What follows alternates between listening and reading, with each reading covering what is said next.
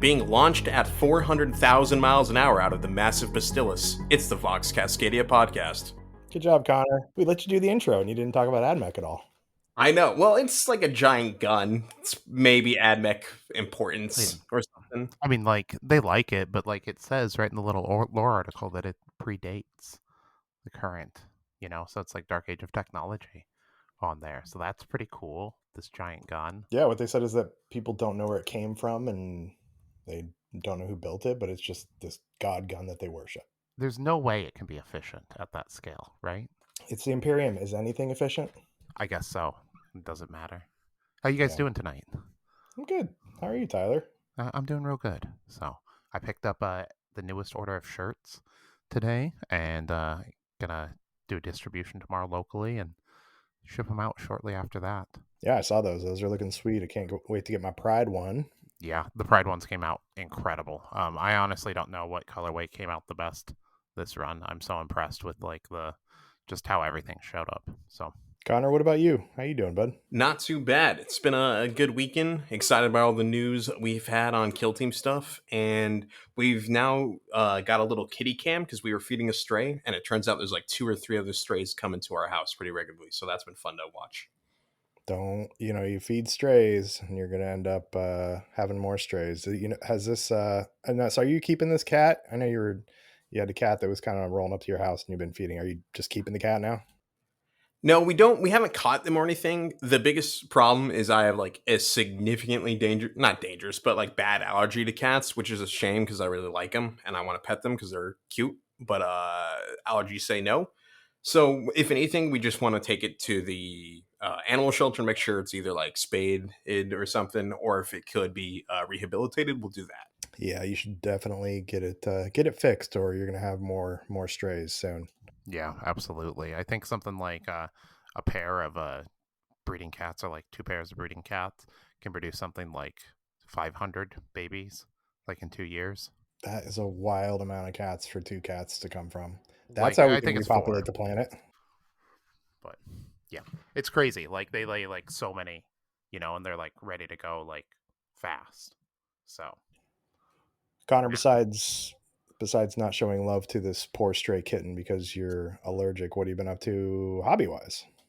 That's not true. I've absolutely shown love. We've been feeding the crap out of this poor stray cat, and now feeding the crap out of 2 other cute cats. But mostly just not AdMech for once. I've done a little bit of my Mechanicum box, but I've been having fun kit bashing Marines right now. Yeah, I saw you were looking on the Discord for some shoulder pads. The Death Watch ones? Yeah, specifically the Nova Marine ones, just because I like the chapter icon, and I'm only doing probably like 10 of these guys, just for like some fun painting challenge, I guess, and to finally work on an intercession squad. So here's hoping that everything I put all the work into them, intercession is still around, and everything I built for them is still compatible in a month. I'm pretty sure it will be. They've used an intercessor to model some of the new rules or just the interactions with terrain even. So I think you're okay with intercession. Strikeforce Justian, which I'm working on, I don't know if that'll be around in a month.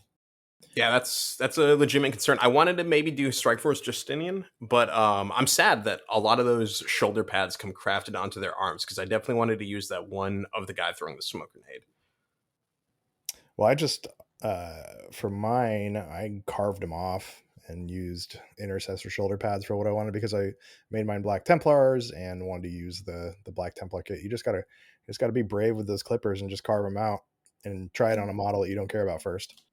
Yeah, I might as well try that, because otherwise they're just going to sit there, and if Strikeforce Justinian's gone, it'll be a shame.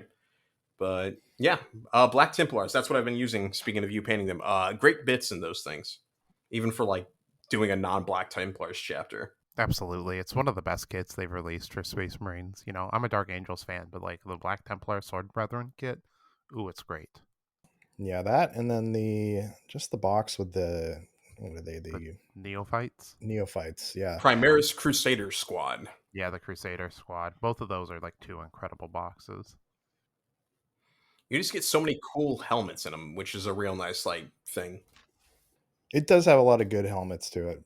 Some of the Neophytes' heads are kind of weird page boy looking stuff, but the rest of them are pretty cool. I think the page boy haircuts are super cool on Space Marines. I think it's like so fucking silly. Like, like I want to see like more of it, like sharp bangs. Like, give me like a deep bob with sharp bangs and like long hair on a Space Marine. Big mustache too.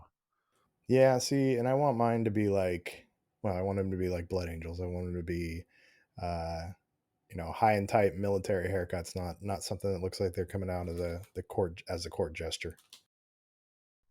Like variety. Like I like them some of them to be silly. Like Space Marines are pretty silly, especially like when you get nightly with them. Like Blood Angels, I think they can like be very handsome. They're like one of the few chapters I think can really get away with that. You know, but other ones, like especially the nightly ones, they should be like weird looking. Medieval looking. Tyler, you been getting any hobbying?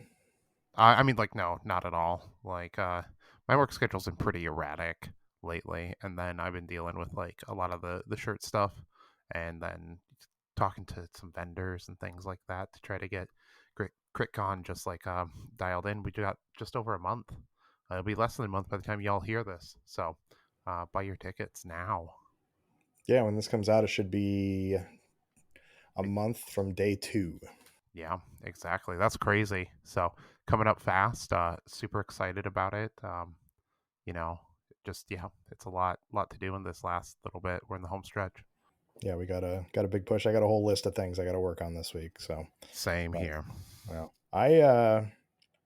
I've been working on, speaking of CritCon and Killscream 3, I've been working on some Octarius terrain. Got it built and primed because I've got 2 sets of Octarius I need to paint in the next month to make sure we have the terrain for CritCon and Killscream 3. Also worked on my Strike Force Jesse in a little bit. I was last weekend when I was at the coast, and this past weekend in Genis working on. I'm almost done with the sniper, and then I just have the captain left to finish it off. And then I did a little bit of my mandrakes too. They're pretty much tabletop ready. I need to do the purple flame or the purple like cloak on that shadow weave guy or whatever the hell he is. But everybody else has got all the base colors and their flames done. That's really cool. I can't wait to paint up the mandrakes. They look like a lot of fun. I had so much fun painting up my Drukari, and they're very similar to the mandrakes. Yeah, from what I've seen of your Mandrake so far, Chuck, they looked really nice, and it'll be cool to see the team completed. We know Tyler does a bunch of theming for his train, like fun color schemes and whatnot. Are you doing anything in particular with Octarius, or are you just gonna paint it whatever comes to mind at the time? I'm honestly probably just gonna, since I'm kind of running out of time, I've only had this terrain for 11 months and I just started working on it. So since I'm running out of time, I would probably end up going pretty quick and dirty with like some metallic dry brushes, pick out some details, and an oil wash. That's the way to do it, especially when you're painting, more than one set. Um, a lot of my terrain, well, it's heavily themed. It's variation on a theme. It's like the same steps, different colors. Yeah, maybe I'll see if I can recruit Jenna into helping me paint some of it because it's low what's the word I'm looking for? Low barrier to entry. Low barrier to entry, but also there's no low stakes too, because if we mess up this terrain, I don't know if we could make terrain bad enough that somebody would comment on it and say they didn't like it. You Absolutely not. Like it's basically impossible. Some of the terrain like that I painted up, if you get up close to it, it's like, oh, you're like, ooh, this rough. From the table distance, it looks great, completely playable. Tabletop ready is all that really matters for a lot of terrain, unless you want to go the extra mile for fun. Yeah, I've got my set of Octarius, which Nick and I did over a weekend, which we put a lot of time into, and I need to finish up my Into the Dark that we did it. So I got my sets that are kind of my fancy boards, but this is just going to be a quick and dirty job to give people a little bit of a thematic thing. Like I can't even think of like the sets of Octarius we played on or the Into the Dark at Tacoma that GW did. I can't even remember what any of them really even looked like. Probably just because I've seen those sets a million times and they all kind of blend in together. It may have all been like one set for the most part. There's like a couple of them with like slight variation on it, but like it was pretty much just like it looked like lead belcher spray and some washes and some parts picked out. Yeah, I think I may. I've got a prime black right now. I think I may hit it from the top with some lead belcher or a cheaper metallic, and then maybe do a little brown near the bottom of stuff to get a little dirt, pick out some details, and oil wash, and Bob's your uncle. Like I said, you could have Indy like assist in the dry brushing, just attach paintbrush to his tail and have him go wild. Yeah, see, here's the thing though. That sounds like a great plan, except for my entire house would be dry brushed. You've seen how Indy behaves and how he just gets really excited and just runs in circles. I have. He's a great dog, but like you've got a backyard, right? This put a tarp down, put the train on it, and then just have him go wild with like on the tarp. Like, what about a big old crate? You could just like zip tie the pieces to the back of the crate and stick them in, and then hold a treat on the exit, and he would like stand there and wait and wag his tail. That's a good idea too. Although I don't know how much I really want to put true metal metallics into my dog's tail. Yeah, yeah, So yeah, yeah. Ethical concerns. We got terrain to paint. Indy would understand. Yeah, do you think the Imperium has any of these qualms? Like, when the Ministratum goes, "Hey, we need that wall painted," do you think they're going to be like, I don't know about the pigments in this and the safety of our servitors? yeah, but I mean, he's already basically a servitor that doesn't do what he's told to with his two brain That's cells. true. Yeah, Last thing I need is more like metal flake in him. I mean, like the power of the machine spirit, Omnissiah will guide him. Yeah, I don't believe in that stuff though. I'm not Connor. I don't actually believe in the machine spirit for the most part. It's like maybe a 3%. What are you, a coward? Commit fully. I do know there are like lots of urban legends for servers and stuff for like, billion-dollar companies held together by duct tape and a dream. So I mean, like, I'm not like a spiritual or religious person, but like copiers, printers, stuff like that, cash machines, they all have like different attitudes and you get to know them. Like different machines, they act different. Some you got to be rough with and intimidate them, some you got to be nice to. Well, Connor, maybe there is the machine spirit after all. How? I mean, if you okay, so Connor, if I'll give you two options, you could see that Jesus was real or the Omnissiah was real. Which one would you pick? probably the Omnissiah because I think they would have less real world issues if that came true. But to Tyler's I point, what Wait, hold on. You think if like we lived in the 40K timeline, it would have less real world issues? not so much that, but if like Jesus came down to Earth versus the Omnissiah, one's gonna make everyone angry, while one's gonna make some people really excited, other people angry, and it's gonna make everyone freak the hell out. And I don't want to give it to. I just want. I don't know. I guess the Omnissiah, just because then maybe he can fix my pancreas with machine parts rather than just a healing touch. Connor would be just so excited about the Omnissiah that he would probably just he'd never stop. I mean, never stop talking about it anyways. But he'd probably just like vibrate himself into like pure energy or something. He'd be so excited. Yeah. To Tyler's point, though, in regards to the machine sphere, not so much this, but I always do say thank you to like the automated robot calls whenever you call like a pharmacy or something that have the automated call because when the AI gets smart and take over Earth or whatever, I want to make sure either I get a quick and painless death or if they're keeping humans around, I want to be given like slightly better treatment because they were like, wait, this one was always kind to the machine spirits in their infancy. You fear the basilisk, is what you're telling me. I guess I don't know what that's a reference to, but like I fear the taking over of machines. Like the thing from Terminator, Skynet. Yeah, I think you've done enough PR for AI and the Omnissiah that you'll be okay when it comes around to it. Me, on the other hand, I've talked a lot of shit about AdMech. Yeah, they're gonna remember that, Chuck. You're so boned when the machines take over. Pretty much, yeah. So, um, well, what is taking over besides the machines is the new edition of Kill Team. So I know that I my the event of the weekend for me was watching Adrian and Alexa play the exhibition game at Nova. And we're going to go through some of the changes we saw, what we think about them. Now, this is just from a Reddit thread that somebody cataloged what they saw, and some other people added stuff to it. So some of this may be wrong. Like one of the things I think is pretty wrong, but it all sounds really cool, and it was really neat to watch them play. Did you guys get to watch the game too? Oh yeah, it was great to watch it. I had a lot of fun. Like, having the chat live was really cool.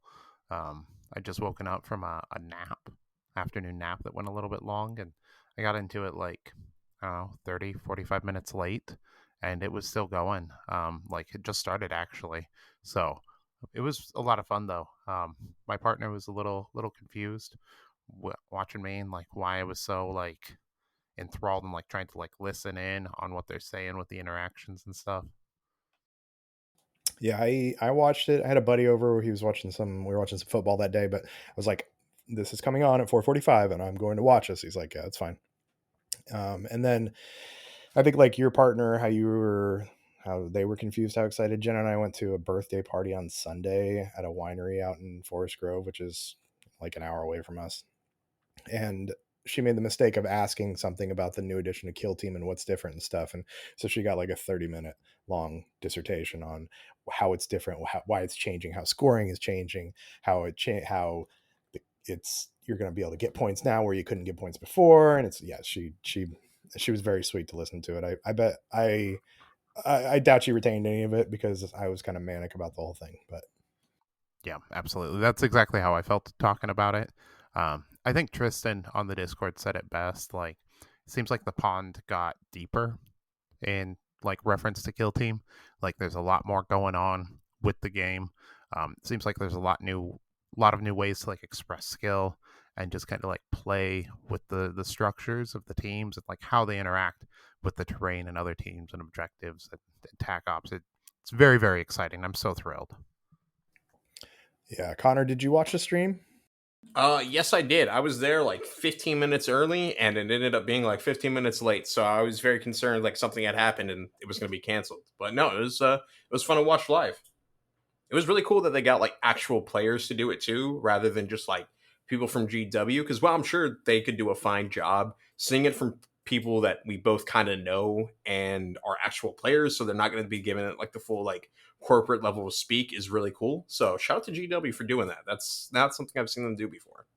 Yeah, absolutely. Like seeing like actual players, like not just any players too, but like the best players, kind of like step in and play the game and like have what seemed like a very easy time transitioning to this rule set.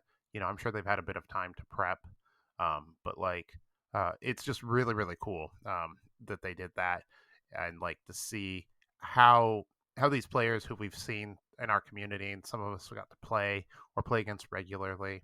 Um, Express like again that skill and like the new edition and like the way that everything interacts so great.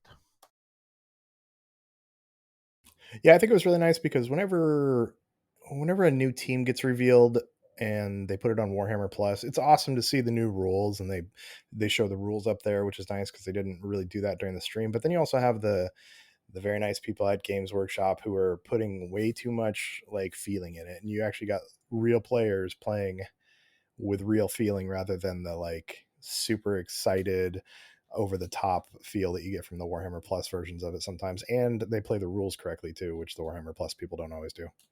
Yeah, the way you were talking about like the GW players, or well, they have to use the full corporate name of the player as something every time is pretty funny. It always reminds me of those like games trailers you see at like E3 and stuff, where they're like the game player voice actors that are way too into it, saying every ability name in full, and it's just like no one that plays the game acts or talks like this.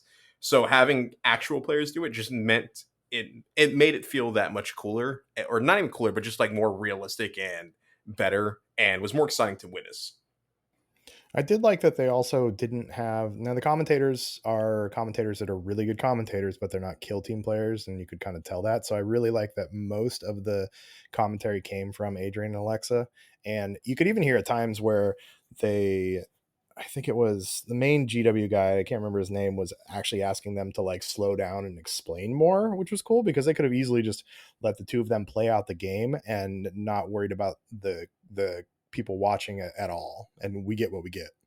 So let's talk a little bit about the some of the changes we saw. So for some core changes, and we'll just kind of go through these and we can comment on them until we get bored. So, obscuring has a big change. So, obscuring outside of 1 inch of heavy, critical hits become normal hits and discard one successful hit before saves are rolled.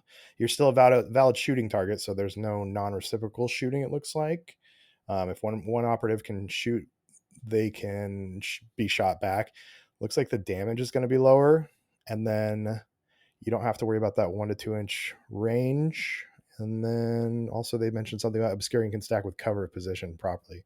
Did you guys see the new rules in action? And what do you think about these changes to obscuring? I know that that's one of the rules that people get hung up on a lot. And I never really liked the non-reciprocal shooting piece. So I think this is good, but it sounds like it's not going to be as deadly as non-reciprocal was either. Yeah, it's definitely a big change. It'll be interesting to see the way that, like, again, like, I'm going to be using this phrase a lot, but skill is expressed in the game. I think non-reciprocal shooting was one of the ways it was done in this edition. Like setting up those shots so that you couldn't get return fire and kind of predicting about where your opponent can or couldn't move to get them. Uh, and so like without that safety there, even though it's going to be less damage, I think what if you retained a crit and 3 hits, one normal drops off into a miss, and then the crit drops down to a normal. So like you can't crit on obscured shots or something. Um, it'll be interesting to see how that all plays out and how it interacts with the new abilities and like existing abilities on teams.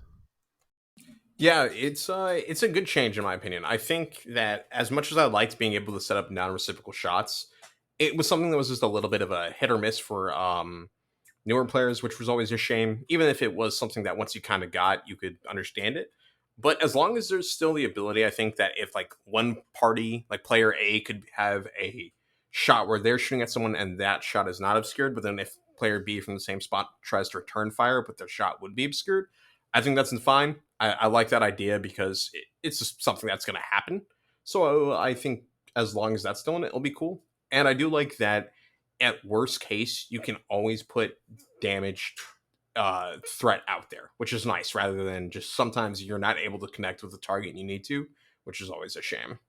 Yeah, absolutely. Like the changes to be able to like project threat throughout the entire game, or at least past turning point one, possibly. We don't quite know how that's going to work, and I'm sure we'll cover that here in a little bit. But like the ability to put threat on the board and to do chip damage, so that sometimes taking off the couple wounds from Marine, so another one of your operatives can make the kill a little bit later, is really really good and really useful. Plus, just getting rid of that weird, like, if you're not within 1 inch, but you're not with outside of two, like, bubble zone of no benefit. That being gone is great because it was always just really confusing to players. And just didn't, it was just weird. It was a bad rule. And I'm glad that they're just kind of cleaning up weird, bad rules like that, it seems. And it looks like line of sight has not changed. You still draw visibility from the head, and cover lines are still a thing. Overwatch has become counteract, it sounds like. So perform any one AP action with an operative that has an engage order. So you can do mission actions. Looks like shooting is done without modifiers, is what they were saying. You could charge someone, but any movement is restricted to 2 inches. Now I think we've talked in the past about Overwatch and how major changes to it would be very helpful, especially for elite teams. What do you guys think of what we've seen so far from the changes? I'm personally incredibly excited about it. It adds like a lot of variety in gameplay.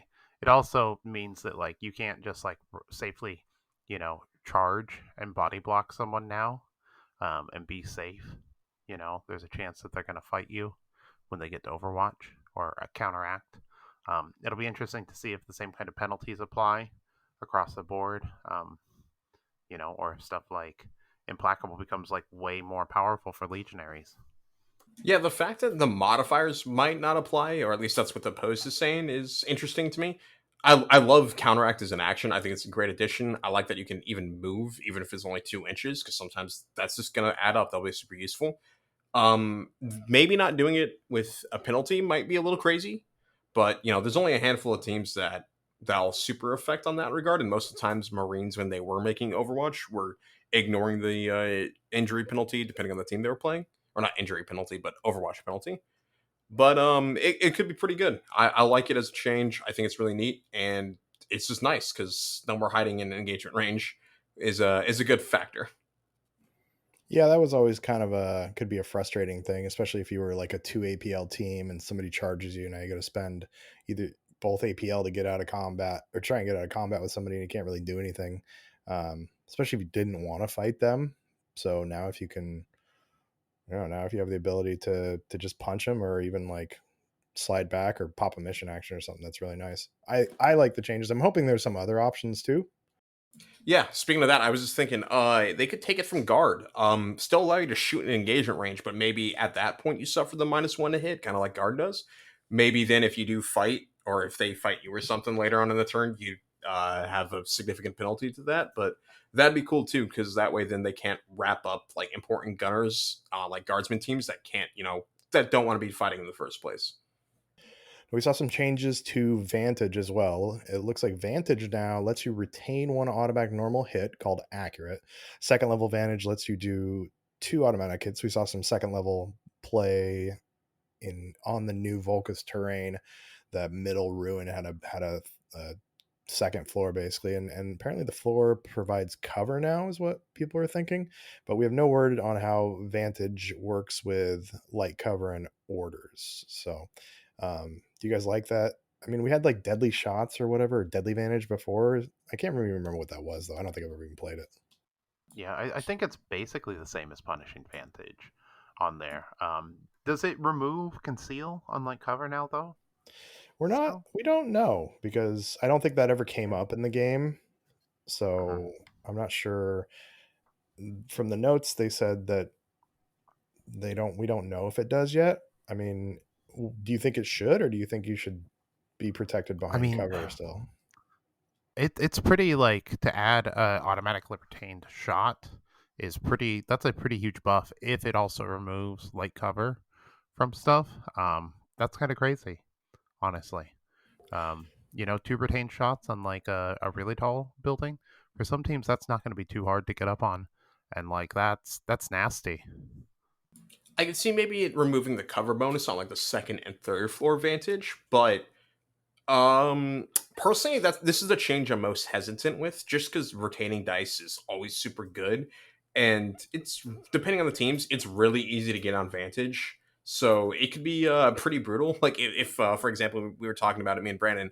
If Blooded can still retain dice, you just get on a Vantage point. Oh, cool! My plasma retains two automatically against anything other than Marine. That's pretty much a guaranteed kill when overcharging. So this is the one I'm most hesitant of, but it's still kind of neat overall. It looks like Traverse is gone now. You just climb and drop, so no messing with that. Initiative has changed as well too. So the first scouting phase initiative still determined the same way. You still roll off each turn, but now it looks like the person who doesn't have initiative, you get an extra CP each turn. I mean, honestly, that's really huge, because sometimes maybe you actually want to give up advantage. If you think you can survive the first strike, or say you can do something like Vox Scream and control who's activating, it can be really, really powerful. That extra CP can go a long ways, making sure that you can get off an extra Vox Scream some other time or something like that. Yeah, I do like that they're incentivizing the option to maybe not take initiative.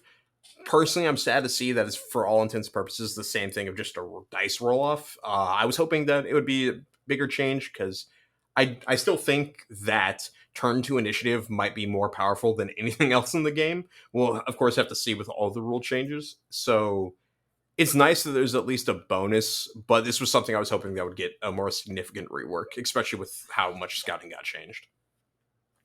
Well, with the scouting though, I mean, especially if you're a team that is CP starved or is CP hungry, if you can get a free strat ploy out of the scouting step and then you could maybe get 3 extra CP throughout the game, that's going to be very helpful for some teams, and maybe initiative is not that big a deal. Yeah, I definitely think that could be the case.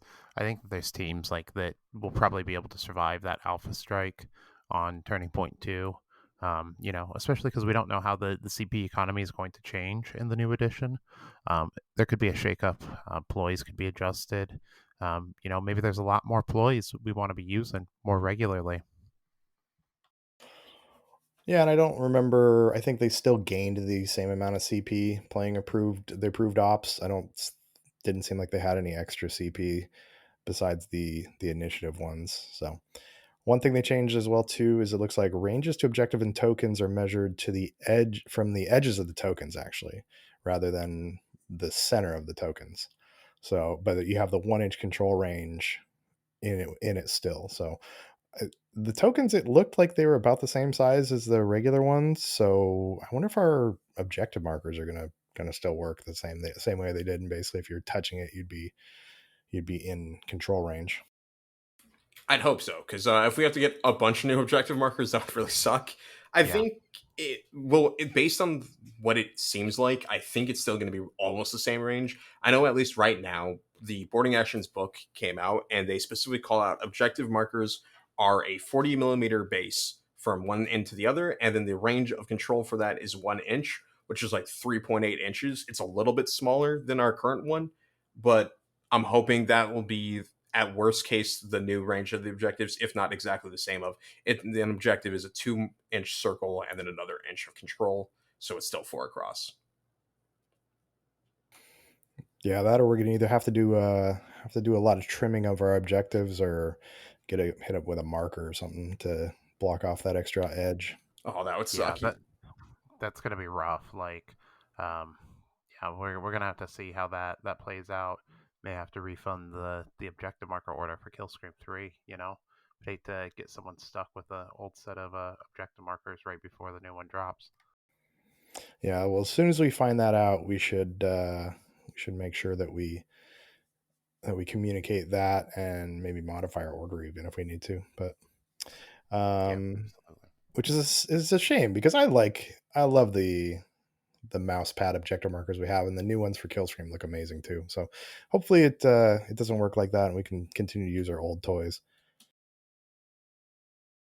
Looks like pistols are now 8 inches, standardized 8 inches apparently, or maybe it was just who was shooting. But pistols are going to have a little more range. It's going to mean stuff like Marines with their heavy bolt pistols and stuff are going to be hitting out an extra 2 inches farther. That's going to change like engagement ranges and calculating how far to move and stuff.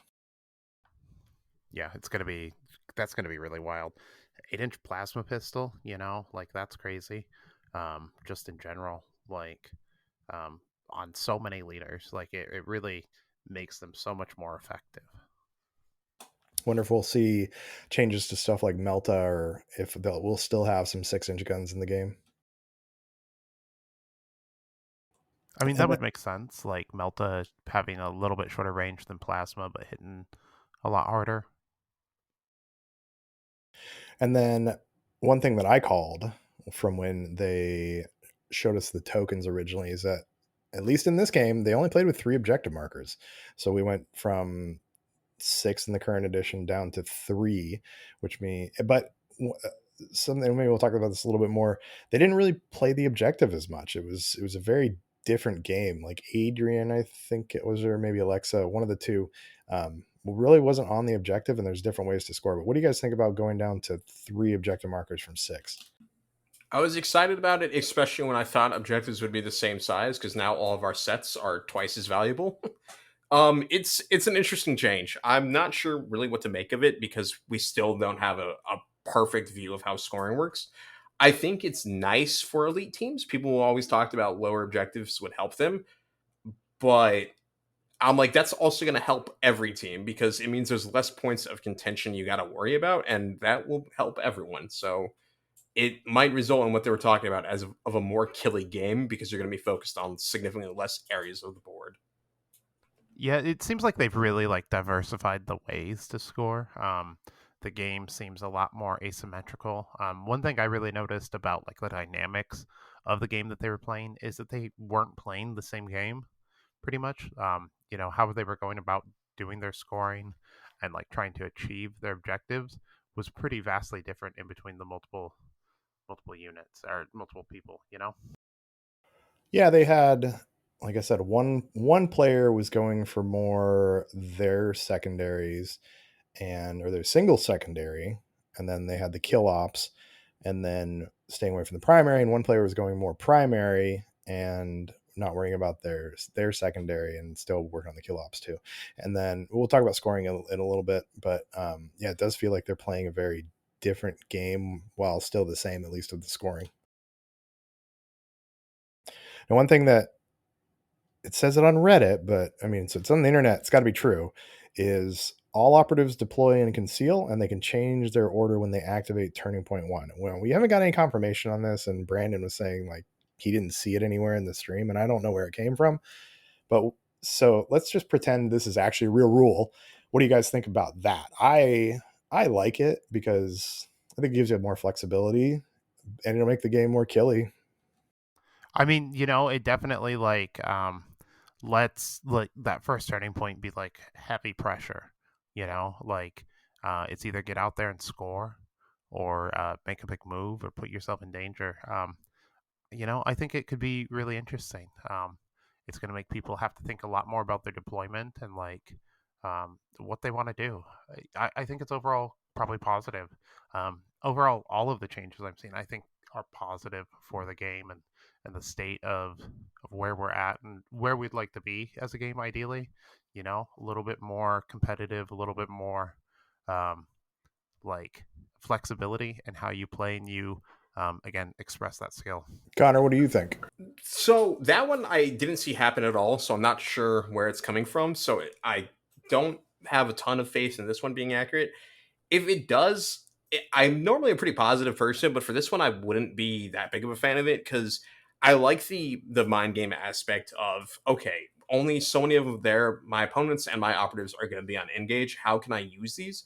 I think that if everyone's going to be starting with a conceal order and you can just free infiltrate whenever you want, that's going to be really, really powerful for any team with an alpha strike, as well as just basic gunners across the board are going to be so much more dangerous. Of course, there's a million other things they could change with how that interacts on top of like team rules and stuff.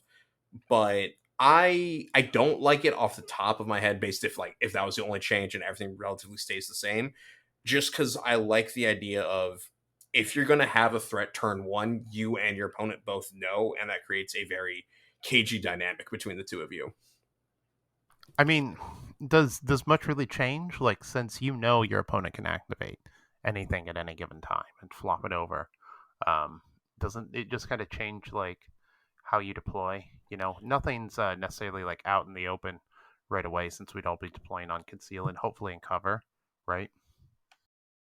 I think if anything, it makes a more cagey game because a lot of times you're like, okay, he didn't pick infiltrate, so I don't have to worry about an order flip, so I don't have to worry about this half of the board. And he's got the one gunner on engage over there, so I have to worry about that half of the board. But now it's like I have to worry about everybody.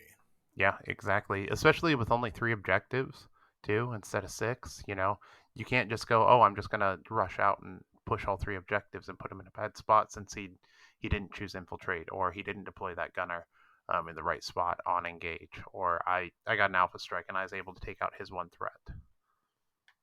I think the fact that you can't do infiltrate anymore too maybe leads a little credence to something changing with it. But again, we don't have anything confirmed, so we'd come back and find out in 2 days that it's total bullshit. But I think it'll be cool because I always hated getting stuck in conceal for the first turn of the game. It'd be nice to flip stuff. Who knows, maybe I'll get nuked off the board a couple times and I'll want to go back to the old way.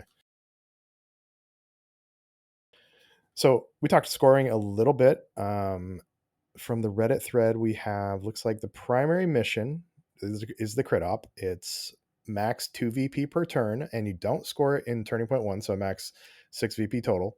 And the mission they played was secure, and it's actually more of a 40k style secure, where it is scoring. You score for holding one or holding more than your opponent. What do you guys think of the change to that? And I mean, you can't score on turn 1 either, so you don't have to really worry about that rush like you were talking about, Tyler. Yeah. I like the hold one, hold more. I'm interested to see what the other game modes are and how they vary. If all of the scoring is set up that way, I may not be so keen on it. I think it'll definitely reduce the amount of times where you'll have games get decided by a single tack point or a tack out point, because you're not going to have like a 4 rounds of 3-3-3 and so on. So that's cool that it'll, no matter what, there will always be someone with a point advantage through primary at least. We also had the kill op too, which is kill enemies, just basically kill your opponent's enemies, or kill your opponent's models. I like that they're putting that every team, every game is going to have an emphasis on killing. Where so even like Vet Guard, which was basically just security before, right? Now they can actually score for killing, and I think it's going to give players like myself who don't play the complicated tac ops, it's going to give me a through line with every team.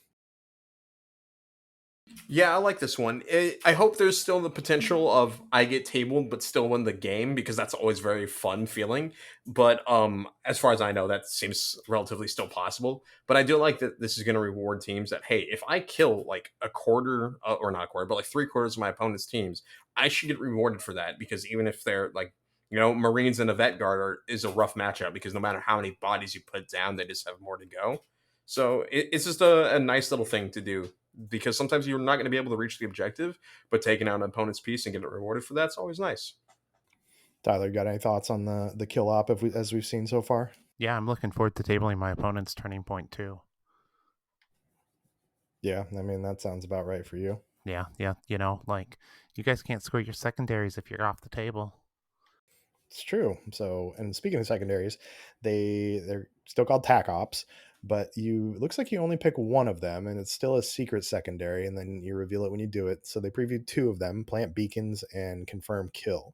So they were scored max two victory points every turn. It looked like plant beacons. You did a mission action to place a token wholly within your opponent's territory, and a mission action to place token outside 4 inch of your deployment zone. And then kill confirm is kind of like kill confirm in Call of Duty. Actually, if you kill someone, they drop a token within 1 inch of that dead operative, and then if you control it at the end of the turning point, you score. We also, it looks like with those tac ops, actually with I think it's all three, the crit op, the kill op, or the tac op. You pick one of these to be your secret objective, and then you get 50% bonus points at the end of the game for that one rounded up. So you could really lean into like just killing with some teams, and then you could pick your have your kill op be your secret secondary one and get more points on that too. All of these are really cool. I like the changes. Or not even changes, but the stuff we know. They're sweet. It just gives you more options to play with, which will be fun. I'm really interested to see if like archetypes for secondaries is still a thing, or if all teams are going to have access to the same ones, because that'll be really fun, because that'll allow people to cook up some like weird strategies that no one expects, but then turns out to be like, oh my god, this is sleeper as hell. This is so good, which will be fun. Like the first 3 months of this new edition is just going to be a blast with people coming up with new formulas and stuff.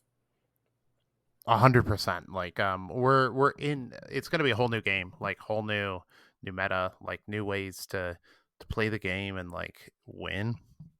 And I think we're gonna hopefully see some interesting strategies. Again, like the asymmetry seen playing the game and how differently they were approaching stuff was the biggest takeaway for me when I was watching it. And like I'm just so excited to see how it really plays out, and like how the different teams play. Like how's Hand of the Archon going to play versus Legionaries versus Vet Guard versus Blooded. Like it's just so thrilling. It's one thing I was talking to Jenna about is I'm excited to see the balances that happen in the game. I was trying to explain to her how the Daka Boy went from relentless to ceaseless, and I could see her eyes glaze over as I was talking, and she was like, "I love you, but I'm done with this conversation." So I'm really curious how they're gonna. I'm really excited to see the balances of all the teams and see if they can actually figure out a way to make Crute actually good. But I don't know. This is maybe that's fifth edition. Yeah, absolutely. I think that there's like a lot of uncertainty about like where teams are going to fall out and like how the new meta is going to change. A lot of the predictions seem to lean towards goats and Gellerpox and stuff like that. These teams that are pretty tanky and fast. They got the ways to stay on the board, especially with only 3 objectives. So it'll be interesting to see how everything pans out, you know? Maybe that's not how it's going to be. Maybe people will actually be able to pursue their secondaries and win in different ways, you know, outlast or kite or just flank around your opponent. Yeah, I think if you're playing against somebody with Gellerpox and they put 3 Hulks on 3 primary objectives, and you just kill bugs and you kill the other little guys and you do your secondary tack op and stuff, and make them get off those points and come to you potentially. We One thing I'm really interested to see is if the deployment zones are going to stay the same. If we're going to have, you know, hot dog, you know, hamburger and pizza, nacho, Pop Tart, depending on what region you're in. Yeah, from what I saw, it looked like it was still just a hamburger deployment or hot dog deployment, I think. So 3 inches 3 inch on the board deployment. edge. Yeah. I always get the two mixed up because I think Same. hamburger like flat and like, but then I'm like, well, and then I think about the other deployment. I'm like, well, no, that would be a hamburger because it's never going to be a hot dog. I do it every time. But yeah, I think potential of new deployments would be interesting. There's the one they introduced with 40K recently, where it's like on the left half of your map says only like you get 8 inches of deployment, but on the right half you get 16 inches from the back of the board. So seeing that in Kill Team would be really cool. Like maybe on one half you get 3 inches, and on the other half you get six, and then it's like vice versa. So for your opponent, where you're at the 6 inch deployment, your opponent's only at three, but where you're at three, you're at six. That's really cool because it creates some really nice like asymmetry from spawns right away, and depending on how the objective markers are laid out, it can create some really like weird tug of war stuff. So maybe they'll do new deployments. So far, we have no idea, but I wouldn't hurt or hate to see it, especially the corner deployment going away, because as easy as it is to understand, it's just a little boring and difficult to set up, especially if you got fat base models. Fat bottom models. Special rules. So we saw a couple special rules. Looks like no cover is now called saturate instead of no cover. We also ceaseless is now, instead of being all ones like it was before, right? It's now like Colt Ambush, so you can pick a number and reroll all ones or all twos or etc. And then Devastating X is the same as the current mortal wounds rule. Do you guys like the idea of them renaming some stuff that we already kind of had names for? I don't mind it. It'll be a little strange. I'm not sure why saturate represents no cover. I think there's better ways they could have come up with a name. Because for me, I just think you're making it really colorful. But that's just my own hang up.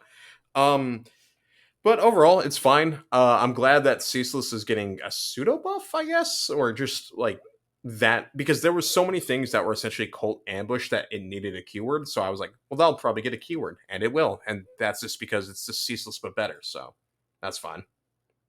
Yeah, Ceaseless is getting a little bit of a buff, so I'm wondering like if my Castrican Sergeant with a Ceaseless Chainsword will keep that, or he'll get something else, or now if there's a new name for something for Ceaseless.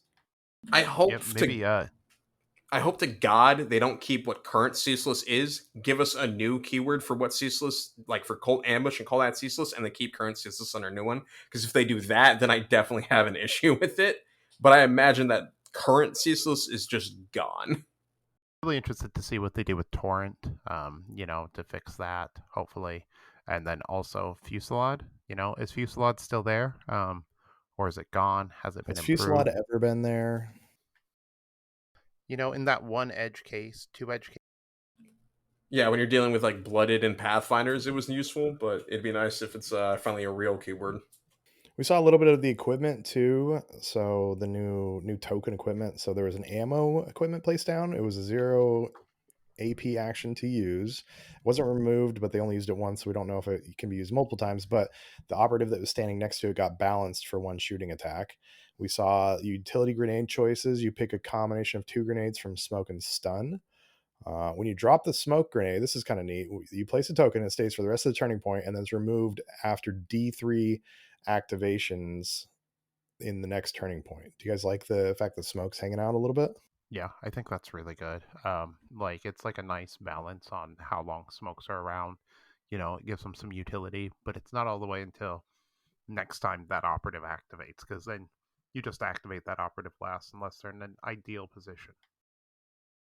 Yeah, it's always kind of bothered me the more stuff didn't last until either some time into the next turning point or until that operative activated. So I like that I like that they've given it a little extra time, but they haven't made it last forever or last, through the entire turning point. I think it's just D3 activations in general too. It's not like your 3 activations or anything. And then Frag and Crack come in a pick 2 bundle. Frags are 2/4, and both of them hit on 4s. Connor, do you think you're going to be able to have access to these imprecise Oh my weapons? god, yes, please. Give my Rust Stalkers the ability to throw crack grenades. As long as we can still like have pseudo 3 APL and fight for free. Oh, this is gonna be so fun. Yeah. I actually heard a rumor that you're actually the only team that's getting dropped I in the hate new you edition. guys Sorry. so much. We have literal wording that we're good to go, and everyone's like, yeah, but I'm pretty sure they're gone just to mess with me. You guys are the worst. Yeah, pretty much. They said almost all teams. So, and I mean, maybe did it really come out in a white dwarf? Do you have that white dwarf? I have both the White Dwarf and the annual it was released in that they've confirmed is going to be around still.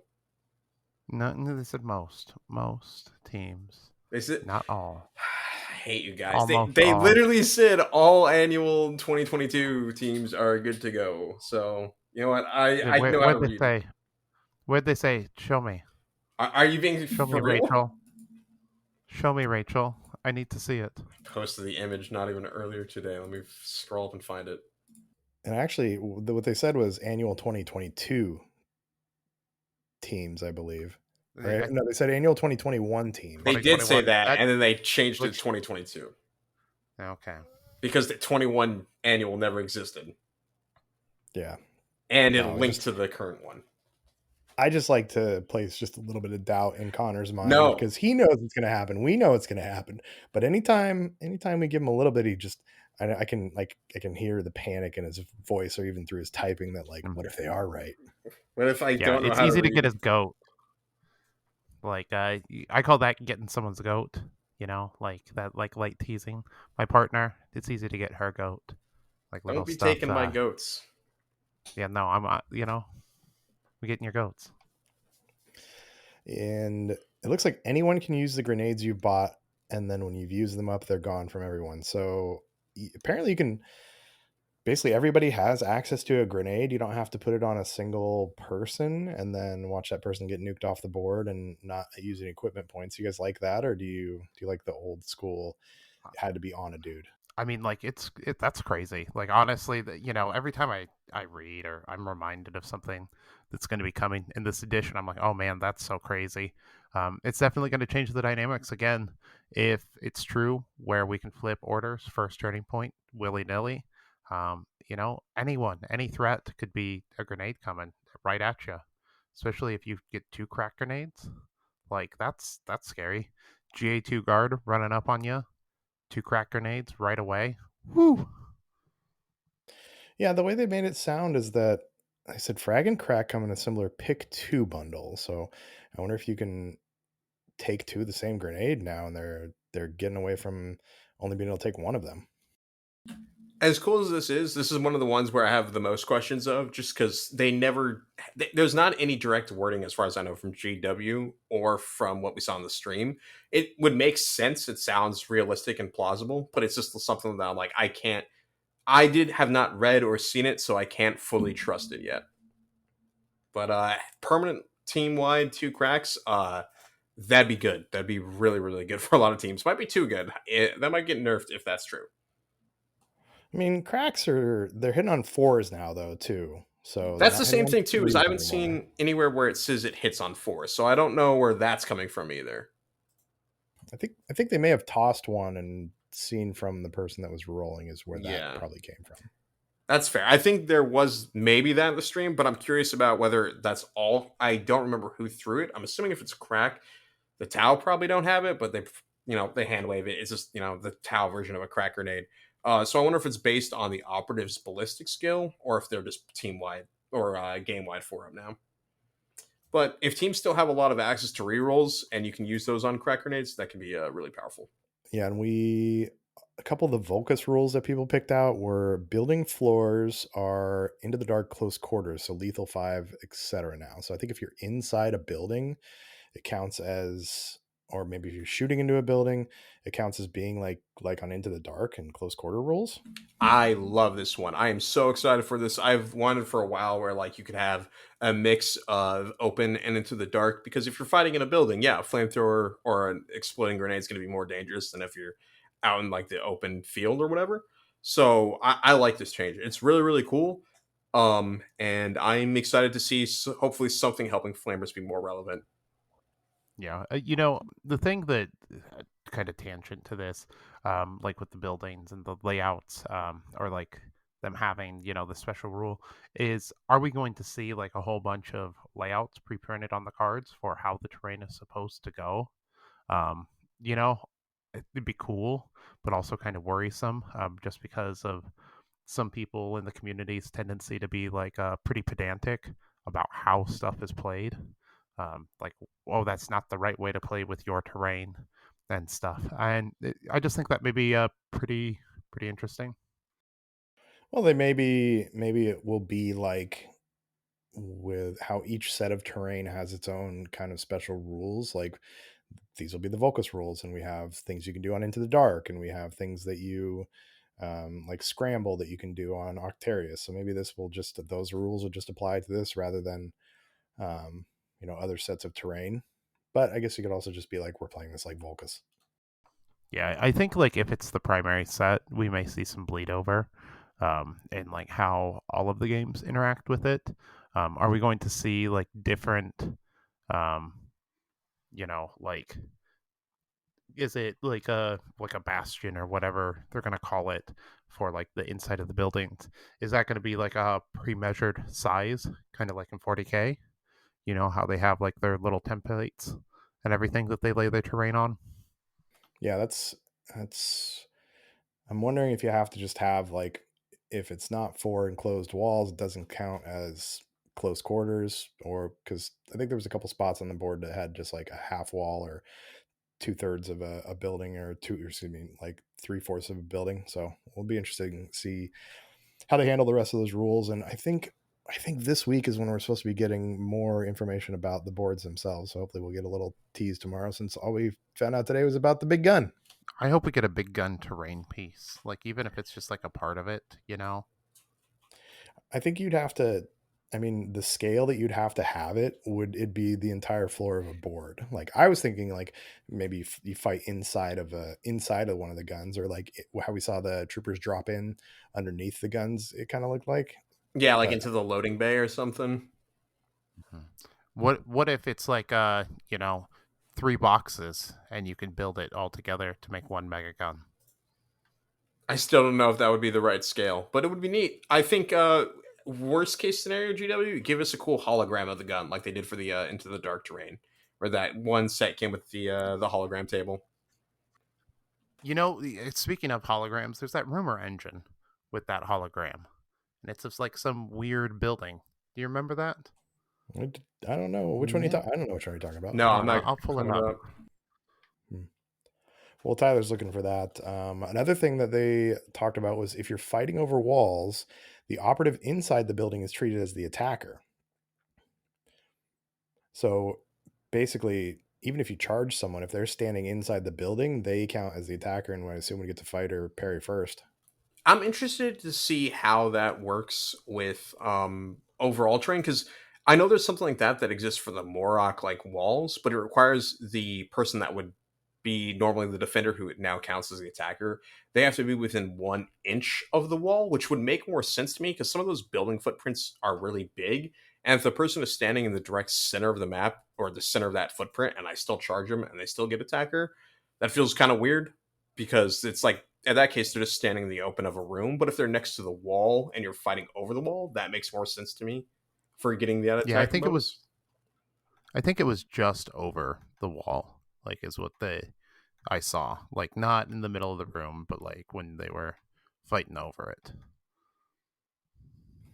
What do you think about that if they made that a board wide thing where if you charge someone but they are behind cover and you can't get fully around, that person is treated as the attacker, the person who has been charged? Where if you, sorry, just to make sure, where if you charge the person, but like you're charging and then fighting them through cover. Yeah, so say like I'm just standing behind a barricade and I'm within an inch of the barricade and you charge up to the front of the barricade to fight me, and I mean at that point I wonder if the rules applied the same, or Oh, to okay, not gotcha. be treated for them to be treated as the attacker, you had to make sure that there was no cover between you.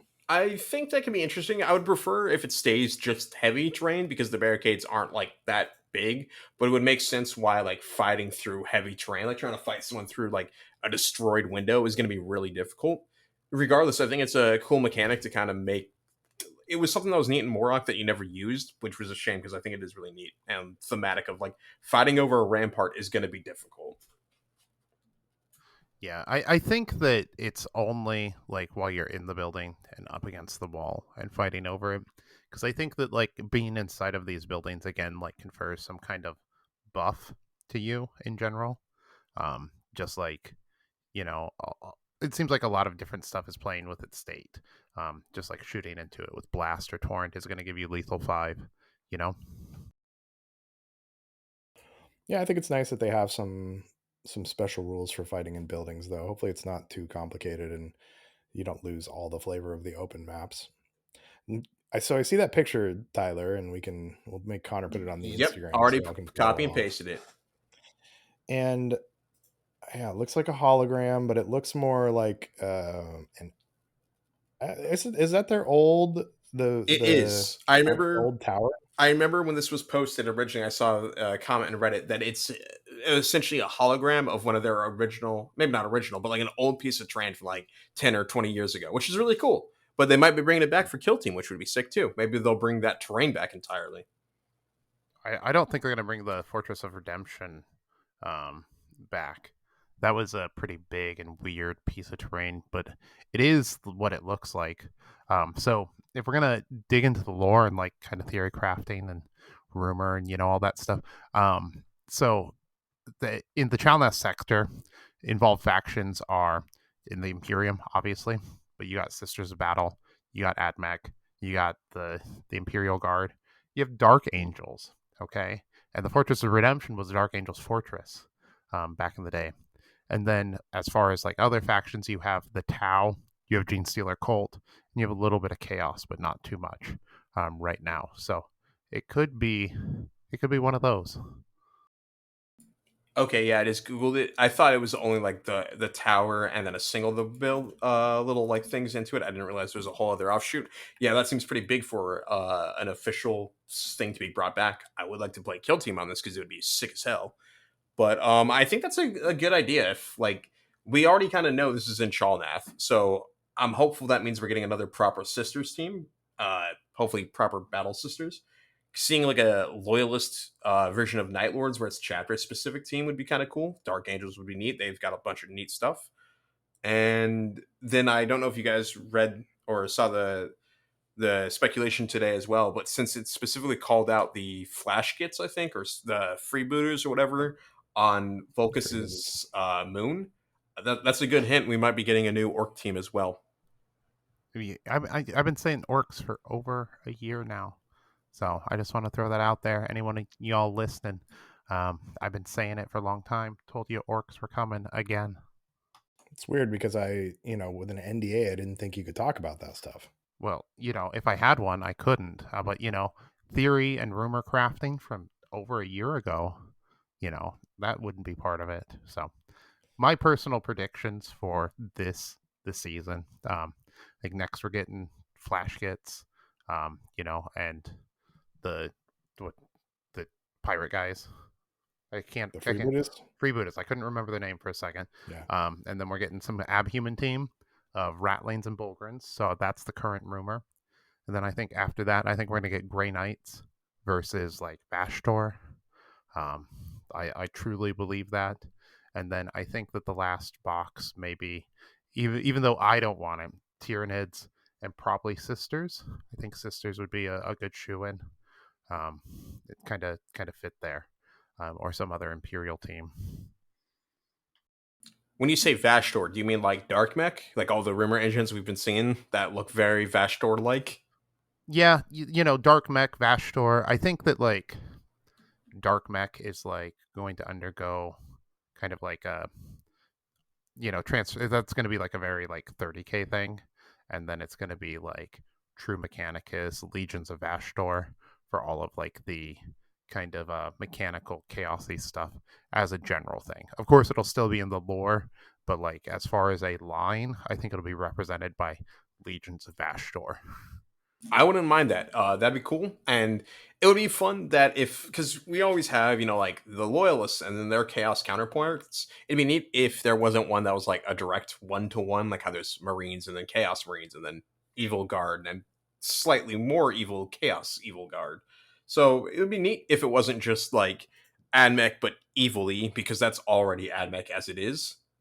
And I would love more cool bits. That'd be fun. Yeah, I think that like if they're gonna do it, they're gonna do like kind of body horror, kind of like I think it's gonna replace demons to a certain degree. I think a lot of demons are mostly gonna be like kind of relegated to the old world, like the traditional demon sculpts and stuff like that. And you'll see the larger demons, more bespoke ones, for AOS still be a thing. And then I think like in 40k, it's gonna be Legions of Ashtor for the major like demon engine representation and stuff like that. I've also heard through the rumor was mills of Reddit, so probably all baseless, but sometimes they occasionally hit something that's accurate. But we just saw the Agents of the Imperium Codex, where like any Imperium aligned faction can bring X amount of points or units, or not even points, but like X amount of units, depending on battle size from that codex. Some people were saying that might be what Chaos Demons becomes, where there'll still be the 4 like detachments themed around the specific gods, maybe a fifth of this like demons in general. But then, if you're any sort of chaos aligned faction, you can bring demons now, which would be kind of neat. Yeah, It already that would kind of be. works like that. I think that'd be really cool. Like, if we could just have it back to where you could be like, oh, I'm bringing 1,000 points of Chaos Space Marines, and we're a Khorne army, so we got 1,000 points of Khorne demons. Yeah, I'd like that, because I understand when they moved away from like mixed factions. Oh, thanks, Chuck. I know I'm that boring. We're talking 40k, not Kill Team. But I like the thematics you could get when you were able to kind of soup lists together. But from a gameplay balance wise, I understand why they got rid of it. But it's nice that they're kind of making a comeback, even if it's not the greatest. To be fair, I thought my microphone was muted and It's didn't okay, realize buddy. it wasn't until you started yelling at me. It's okay. I figured that was the case, but I just had to call you out. No, but yeah, that yawning while you talk is something I only do when you're talking about AdMech, and you were talking about more than AdMech.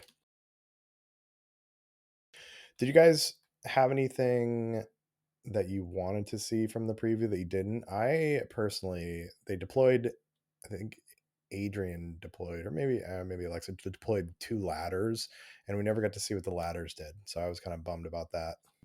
Yeah, I wanted to see more of the deployment like shenanigans, because I didn't see any of the new barricades on the board either, and I didn't see my radio piece, and I want to know what that radio does real bad. Yeah, I was really hoping to see like a slow pan over the rule book as each page was turned. That's really like my biggest disappointment for the live stream. Yeah, Adrian didn't take your heed to hold the book up and ask for rules clarification and slowly pan through the book so we could get more rules. Yeah, a man can dream. He can nudge, put suggestions out there.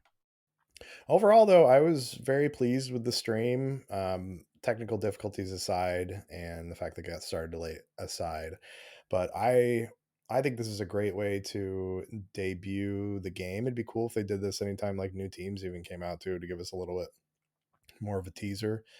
But I was super excited when I heard about this and was not disappointed by it at all. Yeah, I'd love to see Games Workshop actively collaborating with the community and the players. Yeah, and I'm not sure. I haven't seen how they've released it for other games because I haven't followed that closely. But have you guys seen them do something like this previously? I know they did something, or at least I don't know for sure, but I heard they did something like this with like two wrestlers for like Age of Sigmar. I don't know when that happened, but I heard something about it. So that's kind of cool if this is going to be a continuing trend. Yeah, I like that they're bringing some top pros too. It's not just some schlubs off the street like, if they chose me and you, Connor. But then we could accidentally slow pan and sneeze and be like, "Oh no, I swapped the page to the next one. Oh no, I sneezed again and blew the page over."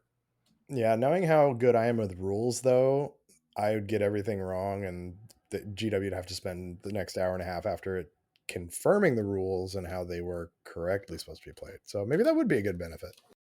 Get that 4 hour, world championship live stream instead.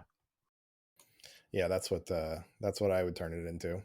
So, gentlemen, any other thoughts on what we've seen so far or what's coming up? I'm just super excited. I can't wait for it to be out the week after CritCon Killscream 3.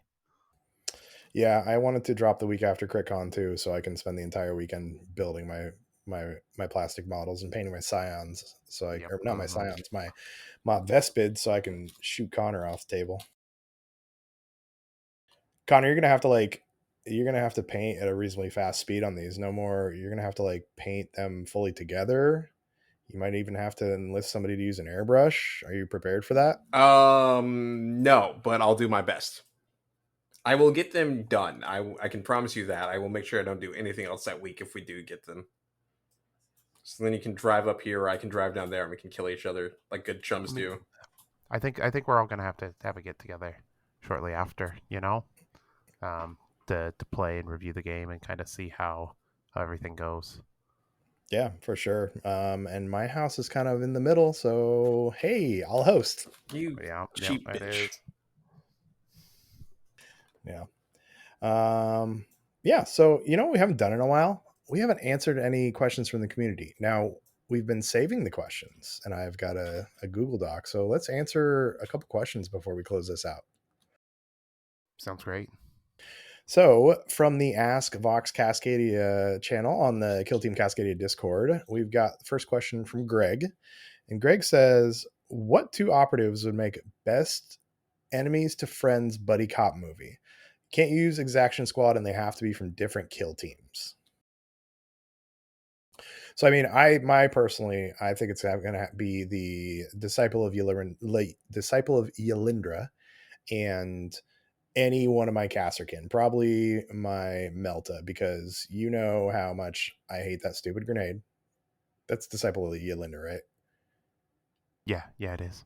Yeah, so and probably them and my sergeant, because I'm pretty sure my sergeants had that grenade dropped onto them and they could, you know, they get poisoned, they're injured, they're taking wounds, but then they come together to find that they're backs are against the wall and they have to fight hordes of Admech. So that's my choice.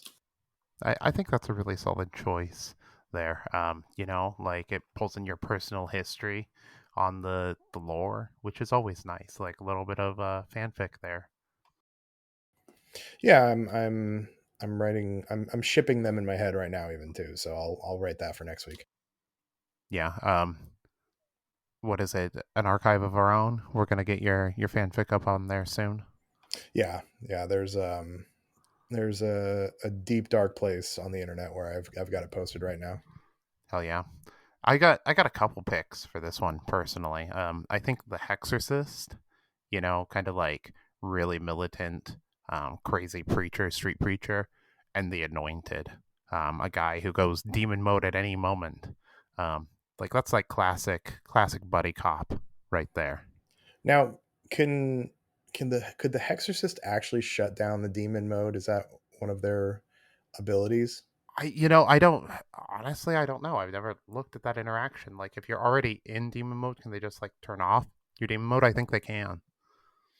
So that right there, I think is it's when is he's going to keep him from going crazy until he needs him to go crazy, and then he just turns him loose. I think that's a perfect one, Tyler. I'd like to Exactly. imagine it Like where the crazy old hexorcist is holding the anointed in demon mode, like they made Black Widow do that with Hulk in the Avengers. Like they have this weird kind of pseudo romance between the two of them.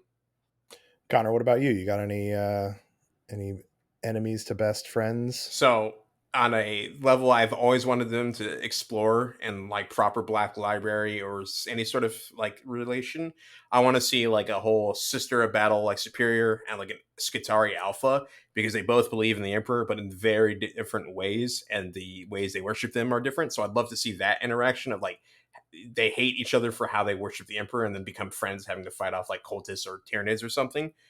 But beyond that, I would love to see a like super like a striking scorpion and like a space marine have to be friends, but like a space marine from not even like the ultramarines, but one of the even more like codex compliant, like to the letter chapters against like the kind of like very fast and mobile partners of an Eldar, and see them interact would be kind of neat too.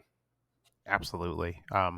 Closest we've ever got to kind of like a friend, like a enemies to lovers arc, I think, as far as like factions goes, is in War of Secrets, where I'm not gonna like tell you guys too much, but basically there's some stuff going on, and the Dark Angels hire the Tau. Okay, they hire Caius from the Dawn of War games, which he is like the baddest motherfucker in all of the Tau universe. If you guys don't know, and they give him this artifact, and they tell him to go kill this other chapter. Go wipe everyone out, and then you get this scene of Caius flying through a fortress monastery, fucking soloing it, like going like fucking crazy. It's so good.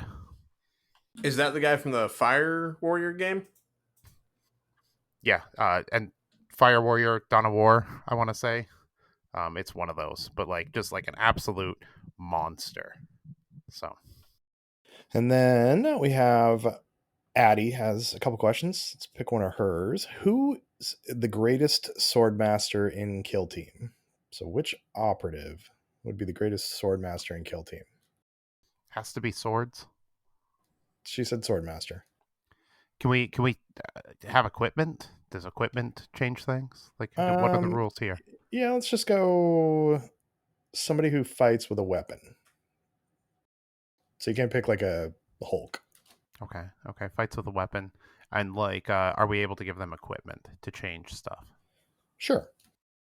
It is the compendium, the aspiring champion with a power fist, and then a blessed blade, and then like two other things. But basically, he has 6 attacks. He has a grizzly trophy, so you have 1 less attack. So he's gonna, even if you have a grizzly trophy, he's gonna have 5 attacks on there, and then he gets to retain a. It'll be what, lethal 5 on a power fist, and then he gets to retain a crit also, and he heals after he kills someone. It's crazy, absolute monster. So what about third edition though? Because remember, compendium's dead, Tyler. It's not for now. Not when this question was asked. No, it's true. Actually, this was because she asked it a little while ago. I mean, what about like? I feel like, yeah, I mean, the Banshee Exarch would be really good too because they can smack you and then bounce away too. They got power swords and like she hits on 2s and she's got like 5 attacks, 5-6 damage. So I think that'd be a good one too because she can smack you and bounce away and come back in for another shot. Yeah, absolutely. I think that's like a super super powerful one, and like fittingly so in the lore. I think. Connor, are you gonna try and tell us that some Princeps is the best? No, as much as I like the Rustocker Princeps, they're not the greatest. They're good. Like 5 attacks sitting on 2s with balanced 4-6 rending is really reliable, but you'll lose too much. So in a 1-on-1, he's pretty good. In terms of team, he'd be bad. My personal pick, the Death Cult Assassin from the Star Striders, just because I like the model. Their rules are fun, and they're 3 APL, and they've got that like stun dart mask thing, which is kind of neat too. And so I like the idea of them charging you, and as they're charging you, they stun you with a weird mask that shoots a dart. Now, not a great swords master, but what can you guys think of some melee operative from one of your games who was the most unlikely operative to take someone out? Tyler, I think you got smacked around by somebody, right? I mean, I got smacked around by a grot one time. The ninja grot. I charged my leader into it, and it died. My leader died. My legionary aspiring champion with a power fist died. Yeah, I think my commander and it's a pretty good melee guy, but I had I was playing when I was playing Sam a couple weeks ago at the coast. My commander charged I think it was his ventriloquar, and he fought my commander, whiffed on everything, and my commander murdered him. Anytime though that you have an operative, like I think anytime that you have somebody on like 2 or 3 wounds and you can just like charge in your guard equivalent guy and punch like a marine to death, those are my favorite kills. Absolutely. Those are always like super fun. The what is it? The Crimson Duelist always messes people up real bad. Connor, have you had any of those situations where you've Yes. Yeah, I've had my Skitarii Surveyor survive an Anointed charging him, and the Anointed was at like 4 HP, and I managed to roll 2 crits and kill him because the Anointed only rolled a single hit. So he tagged me once, and then I managed to kill him despite the feel no pain. And then that same Surveyor later in the game charged and killed I think it was just a Plasma Gunner, but the Plasma Gunner was at like 2 health or 3 health or something because he had taken a Skitarii shooting earlier and then like an overcharge damage. And so that's like that Surveyor who's not meant to do anything other than buff allies and occasionally shoot himself. Managed to take out 2 Marines in melee combat with a gun butt profile. So that was really fun.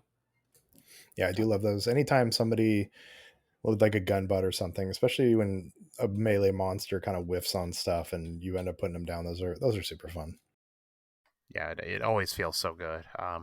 Like it, even when it feels bad when you're on the receiving end of the whiff, it feels so cool to like see those moments play out. Kind of like write a little backstory in your head for what happened. Well, gentlemen, we've chatted for quite a while tonight, so we're gonna save some of the rest of those Ask Vox Cascadia questions. And I know Connor, you had a couple things you wanted to go over, but we got to talk next week too. Tyler may or may not be joining us depending on when we Yeah, get it recorded. So maybe just be flying solo with me and Connor. it should be interesting. Maybe maybe the anesthesia will still be going, and I'll just hop. Oh wait, no, that's the next day. Never mind. Can't even get my days straight. The holiday messed me up. Yeah, the holiday messed everybody up. Today felt like the most Monday Tuesday ever, especially What coming back from vacation. did you get hit with all the people trying to do the bank glitch? Supposedly. No, I saw that on the internet, but I don't think it came to my area. At Yeah. least none of my employees mentioned anything about it. That we had a bulletin at work about it, but I haven't seen it happen here. I think it happened in Oregon though. Yeah, I mean, like anyone trying to do wire fraud on that stuff is stupid. Like, geez, like there's better ways to commit wire fraud like that, anyways. Yeah, that's a good way to get some time in jail because even if the bank screws up in your favor, they're going to get it back, which does happen. Absolutely. They kind of make the rules to a certain degree. They have the money. Yeah, literally. So, well, gentlemen, let's plug some crap. We've got CritCon when you're listening to this, it'll be less than a month away. Tickets are still available. CascadiaTabletop.com. We've got a 128 player max kill team tournament. We are going to be doing the bounty board with that. We're going to have a painting contest. We've got painting classes. We've got Age of Sigmar. What else are we doing? I imagine the raffle will be on the bounty board as well. We're doing the raffle on the bounty board as well too. Probably do that in the day 2. Yeah, we're gonna have some cool vendors there, stuff to check out. People will Actually, just print spoke. Tyler's shirts. Yeah, they'll be printing out the shirts that are only available there at the event. So it'll be the CritCon limited edition, shirts, and then I'll be selling my shirts, little bit of a stock for that. It should be a really good time. I talked to a local vendor who makes handcrafted dice and dice bags, and they're gonna be there also showing off their stuff. So that's really exciting. Yeah, and it's going to be the last hurrah of second edition. Even if third edition drops that day, we're playing second edition. So Yep. if you hate third edition and everything that has come with it so far, this is your chance to stick it to the man and play second edition one more time. Yep, exactly. Be that old grognard right now. And then Tyler, you're delivering some shirts, and you extended your pre-sale on the sister's shirt for a couple more days, right? Yep, extending that out to the 9th. So dicethrower.bigcartel.com. Go pick up the new Sisters of Battle shirt. Again, if you guys don't know this, all of my shirts are limited run. Designs come back about once a year. Probably that at most. So if you don't get it now, you may be able to get it next year if I do bring stuff back. So. And then at Lowbrow Minis on Instagram. I'm at Painting Cave Minis on Instagram. And I posted this week too. I had a lovely picture of myself and Jenna down at the coast. I saw it. That was a good post. It was nice to see you posting something just real personal there. It was sweet. Yeah, I still posted. Thanks. I did my hair that day. Nice. And you can also you can go to killscream.com now, and it'll take you right to where you can buy tickets. So if you can't remember Cascadia Tabletop, killscream.com. Nice. That's good to know. We got 2 sites, so we're super official now. And then buy your tickets. Go do it. Buy right now. And make sure to come out to the CRITCon. It's going to be super fun. We can't wait to see you all there. And you'll get to join Chuck in yelling at me or something probably at least once. Yeah, well, I'll probably yell at you a few times. Connor, did you get your ticket yet? I have not, buddy. I told you. It's going to be in like 2 weeks or so. But I will buy it. But everyone should be better than me and buy theirs now. You should be better than you and buy yours now. If you guys want to preemptively, if y'all want to beat Connor, go buy your ticket before Connor buys his ticket. Yeah, buy it out now and then somehow sell out the entire event before I can snag one, which would be the ultimate irony. And then I just have to sit outside. Chuck won't even let me in the event. I just have to watch through the window like a sad kid staring at like a TV or something. I'm going to add a promo code tonight. So if you're listening to this, promo code B4Connor, it'd be the number 4 Connor. It's going to be on there. It'll take $5 off your ticket. I'll personally pay that in up until Connor buys his ticket. That's a good deal. Until Connor buys his ticket? We're going to run that for a little bit then? Yeah, we'll run it for a little bit. So a couple weeks now. So if you're listening to this, you haven't bought your ticket, I will personally be kicking $5 towards your ticket if you buy it before Connor does. All right, that's a pretty good deal. So, Connor, that doesn't work for you, though. So. Yeah, I figured as much, because then we introduce a time paradox, and we somehow, open a portal. Yep, exactly. So. And, well, thanks for joining tonight, gentlemen. It's good to talk to y'all. I'm excited to see tomorrow, hopefully, yesterday, if you're listening to this when it releases, more information about the Vulcus board, and we're the new edition is right there. It's probably 5 or 6 weeks away at the most. I'm super excited. Please be good. The bit. It's going to be good. It's going to be so good. I can already tell. I'm sorry. Let me rephrase that. Please let Hunter Clade be good in that, because if they're not, I'm going to be so sad. They're not going to be there. They're going to suck. I hate you They're guys. not even going to be in the edition. I guess they're the worst.